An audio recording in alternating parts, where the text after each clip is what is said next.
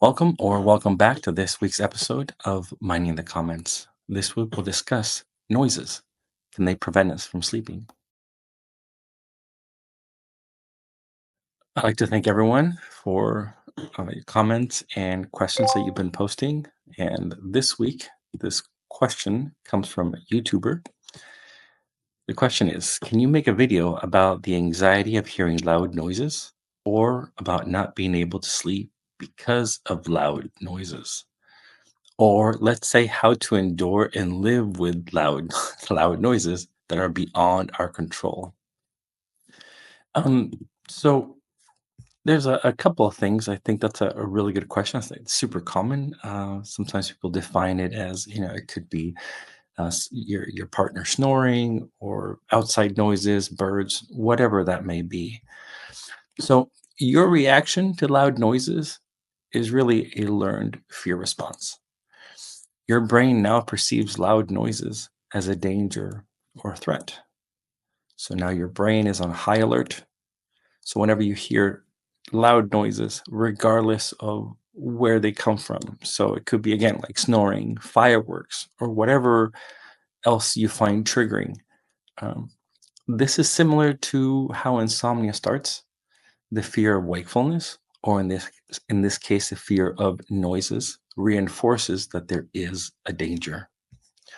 Now, instead of trying to avoid or somehow block these noises out, which really creates uh, a pressure, acknowledging it and seeing it for what it is, it's like thoughts can be super helpful. Remember, thoughts can feel uncomfortable because they may be scary, but remember, they can't hurt us. The more we resist, the more we feed the fear. So when we allow the discomfort to just be with us, um, without trying to fix it, the less monitoring we do.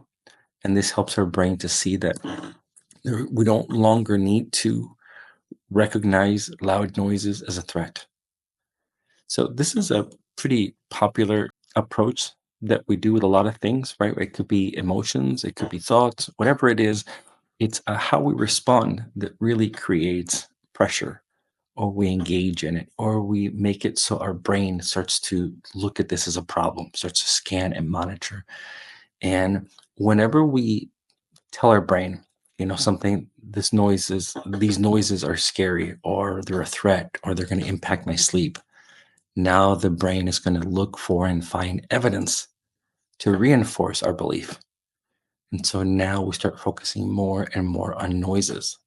And again, this really creates a tremendous amount of pressure, and we start engaging, and now we're anticipating. And when now, for example, if it's time for us to go to sleep, and whatever noises, I don't know where you live, but this is terrible. It sounds like there's constantly just a lot of noise going on.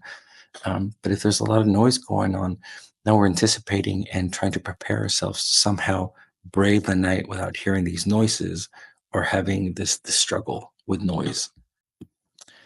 So, how can we respond? What would be a good way or a better way for us to respond? In my case, what I remember, the first thing I thought of when I heard this, when I read this question, was twice a year, New Year's and 4th of July.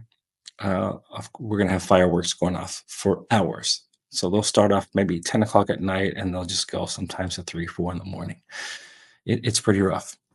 And when I was dealing with insomnia prior to Daniel's program, there was such fear and anxiety, anticipation of waiting for these noises. I had already trained my brain to see that loud noises were a threat, and I couldn't do anything. I couldn't quiet the neighborhood. So what could I do? I felt so helpless. And so I remember that I used earplugs before, but I tried to find like better earplugs to try and kind of drown out the noise. And that really engaged me in a lot of pressure. I would wake up and I'd be very anxious. When I started Daniel's program, I started understanding how we respond to things can either make it easier, or we can really wrap ourselves in more of a struggle. So what was it? Yeah, it must have been New Year's. New Year's. I'd been doing this for a while. I'd been in Daniel's program for a while. I would say I've been recovered for over a year or so, give or take. Remember, I don't really track time that much anymore, but let's say a year. This January in particular was quite intense. I remember going to bed and just expecting, I said, listen, I'm probably going to wake up because of the fireworks, but I'm safe. There's nothing really to do here, nothing to worry about. I'm okay. I remember falling asleep and I heard the absolute loudest firework I can ever recall hearing in my neighborhood. It woke up my wife. It woke up everybody in the house. And the following day, we have a Facebook page where our community, post questions or whatever. Um, we'll post random things like can't find their dog or something. Anyways, but the following morning, I remember reading and people just talking about how incredibly now loud some of these fireworks were. It just seemed like it woke up the entire neighborhood. But when I woke up, my heart started racing immediately. I felt like, oh no, this is an opportunity for me to show myself that I'm okay, that I'm safe. I'm going to learn to take a different approach, right? So, first thing I did was, it's okay. Noises can't hurt me. They're not a threat. I'm safe. That's all right. And if I felt like that wasn't going to be enough, then I would go to the things that I'd learned through this program was, of course, befriending wakefulness. And so I remember that night, I really didn't allow it to bother me, and I remember just laying there and just resting, and ended up falling back asleep. Again, fireworks kept going off. I woke up again, so it happened a couple times throughout the night. But I'd been training myself to no longer see loud noises as a threat, and so I tended to respond a lot better than I did prior to Daniel's program. And so I did fall back asleep, and so did the rest of my family, but there was definitely quite a bit of disturbance. I would say with any other kind of noises that we could maybe consider a way for us to expose ourselves to it. So let's say we have a partner that snores. Understand that the snoring may be a bit annoying or unpleasant, or we'd prefer to not have it, but it's really not a threat. It's really nothing that is going to necessarily prevent us from sleeping. And as we start letting ourselves or telling ourselves this information, the brain is going to look for evidence to support this. So I would say in this case, we're going to reframe things and maybe think about things like the noise isn't keeping me from sleeping, it's my response. I remember going to, I think it was Utah. There was a UFC fight. My friend and I, a couple of years back, were really into going to watching the fights and traveling to around the country and watching these events. And these events, of course, they're going to be so loud, right? There's music, there's lights, there's noise. It was incredibly loud. But I remember this one particular event. We were jet lagged. The flight wasn't very comfortable. We had to get up really early. Whatever it was, I don't think we slept very well the night before. So we got to the event, to the venue, and halfway through, I remember sitting there and falling asleep. So can you imagine being at an event when there's all this noise and falling asleep? And so I looked at these moments to support my evidence and teach my brain that really how we view things is really more of a factor. And noises can wake us up, right? We can be startled, but they're not necessarily always going to keep us from sleeping. So if we can take that approach, I think that could be super helpful. So let's see, YouTube 9668. I hope this was helpful.